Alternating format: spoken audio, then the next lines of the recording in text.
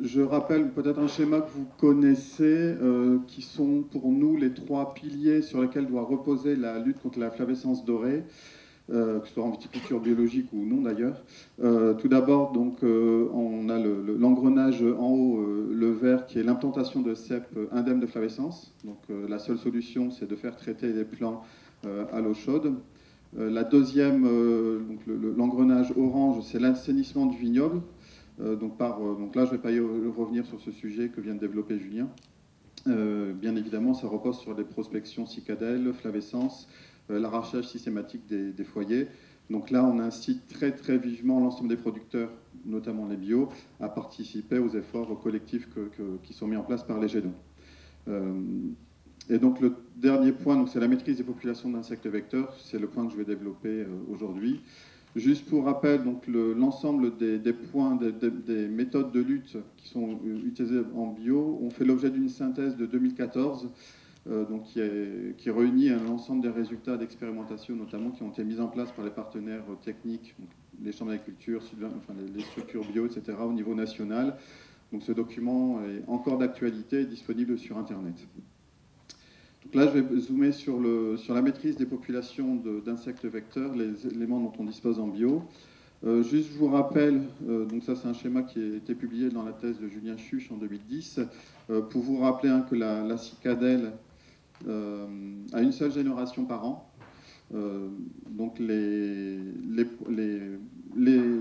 l'insecte passe l'hiver sous forme d'œuf sous les écorces. Ensuite, bon, pour faire simple, à partir de fin avril, début mai, on a les éclosions des œufs, donc l'apparition des larves. Et puis, donc on a 5 stades larvaires avant l'apparition des adultes durant l'été. Donc les larves sont relativement peu mobiles parce qu'elles n'ont pas d'ailes, elles restent à l'échelle locale. Par contre, les adultes sont ailés et se déplacent à plus grande échelle. Les éléments dont on dispose pour limiter les populations de cicadelles. Donc, avant de parler produits, il faut penser à d'autres techniques, notamment l'épamprage. Donc là, je vous ai mis une illustration d'une souche avant épamprage et la même souche après épamprage. Donc, pour rappel, la cicadelle pond les œufs sous l'écorce, donc sous l'écorce du vieux bois de plus de 2 ans notamment. Donc toutes les zones toutes les feuilles qui sont en contact avec le vieux bois sont susceptibles de porter des populations de cicadelles relativement importantes. D'où l'intérêt de l'épamprage, que j'illustre par un résultat d'essai qu'on a mis en place en 2013. Donc en très plein, bon, ça fonctionne pas. Si. Donc là, on avait les barres bleues qui sont une modalité sur laquelle on n'avait pas fait l'épamprage, et en orange, donc c'est une modalité sur laquelle on a fait l'épamprage. Donc les barres pleines, c'est les populations de cicadelles qu'on retrouvait dans le feuillage, et les barres en assuré, c'était les populations qu'on retrouvait uniquement sur les pampres. Donc vous voyez quand même. Avant l'épamprage qu'on a réalisé le 5 juin, on avait à peu près une vingtaine de pourcents des cicadelles qui étaient présentes sur les pampres. Donc on a épampré une partie, la modalité orange, ce qui fait que le 13 juin, donc on n'a pas du tout baissé les populations qui étaient présentes dans le feuillage, bien évidemment. Par contre, les populations qui étaient sur les pampres ont disparu.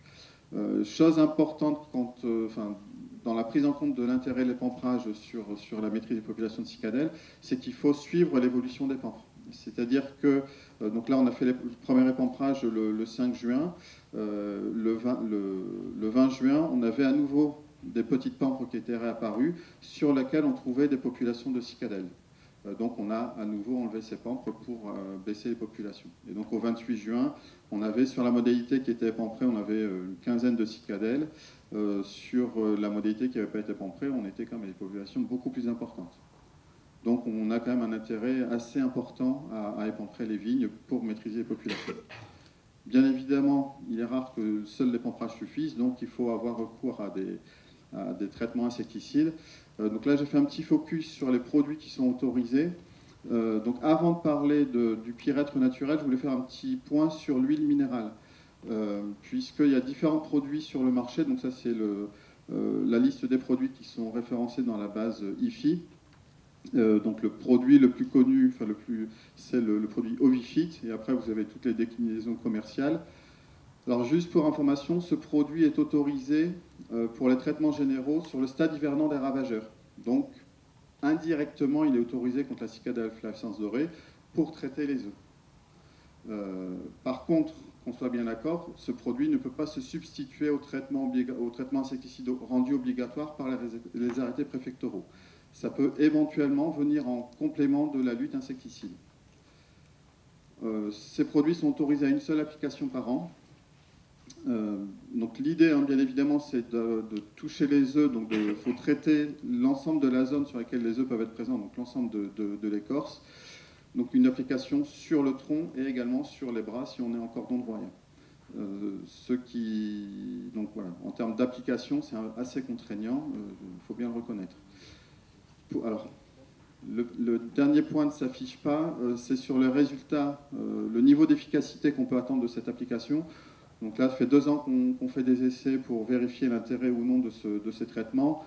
On estime qu'on est à peu près entre une 50-60% d'efficacité, sachant que, alors historiquement, ces produits se faisaient sur les stades hivernants et sous-entendu en pré-débourrement de la vigne, parce que les huiles minérales, ce n'est pas un produit qui est très nouveau, il en existe depuis, depuis quelques années.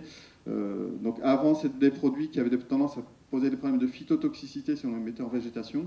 C'est pour la raison pour laquelle on les appliquait en pré-débourrement. Là, les nouvelles formulations font qu'on n'a plus de problème de phytotoxicité. Et dans les essais qu'on a mis en place ces dernières années, on a montré une efficacité plus importante de ce traitement, s'il est positionné juste avant le début des éclosions des œufs, donc sous-entendu fin avril. Donc une meilleure efficacité si on fait l'application fin avril que si on l'a fait en hiver. Donc on va dire que malgré tout ça, ça reste un moyen de lutte relativement anecdotique.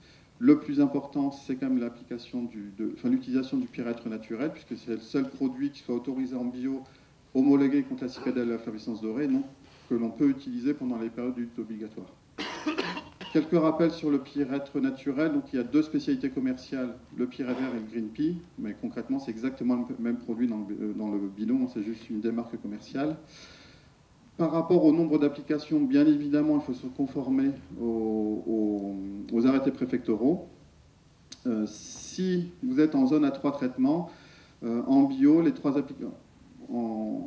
applications doivent se faire sur les stades larvaires, donc uniquement, à peu près au mois de juin. Donc on ne fait pas de traitement sur les adultes en bio. On a une faible persistance d'action du produit, qui est très photosensible entre autres.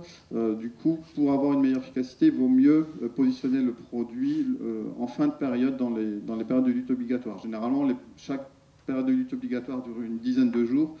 Il vaut mieux se positionner plutôt en fin de période. Bien évidemment, pour avoir une efficacité intéressante du produit, il faut avoir une qualité de pulvérisation irréprochable. Donc je fais le lien avec l'intervention de la fin de matinée et éventuellement de cet après-midi, la démonstration de pulvérisation confinée. Donc il faut être extrêmement rigoureux sur la qualité de pulvérisation. En termes de conditions d'application, donc on n'est pas toujours d'accord avec les recommandations de la firme. Bon. Notamment sur l'effet pH. Donc, on n'a jamais mis en évidence d'effet pH, d'incidence du pH sur l'efficacité du produit. Donc, là, au niveau de Sud 20 Bio, qui s'appelait AIVB à l'époque, on avait fait un essai au laboratoire en 2005. Bon, c'était juste sur la dégradation du pyrètre. On n'avait pas fait d'évaluation d'efficacité, on n'avait pas vu de dégradation du pyrètre, même si on était sur des pH importants.